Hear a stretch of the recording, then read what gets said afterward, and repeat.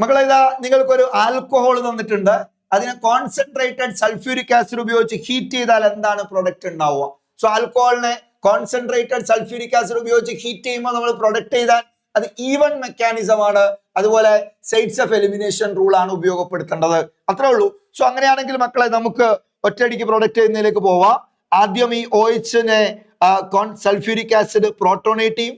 എന്നിട്ട് water molecule ആയിട്ട് OH- പുറത്തേക്ക് റിലീസ് ചെയ്യപ്പെടും. സോ നമ്മൾ അങ്ങനെയൊന്നും ചെയ്യണ്ട. ഒറ്റയടിക്ക് നിങ്ങൾ OH- അങ്ങ് കളയുക. OH- കളഞ്ഞാല് എന്തായിരിക്കും ഫോം ചെയ്യപ്പെടുക? കാർബോകാറ്റയോൺ ഫോം ചെയ്യപ്പെടും. ഏതാ കാർബോകാറ്റയോൺ? ഇതാണ് ഫോം ചെയ്യുന്ന കാർബോകാറ്റയോൺ.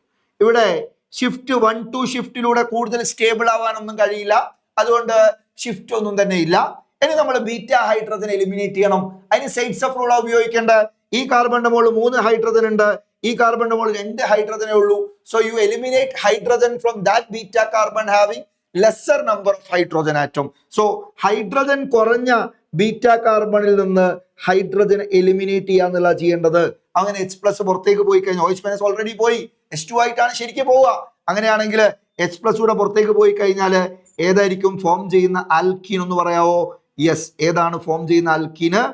സോ ഇതാണ് ഫോം ചെയ്യുന്ന ആൽക്കീൻ. സോ ഏതാണ് answer? Option 2 is the right answer. Okay.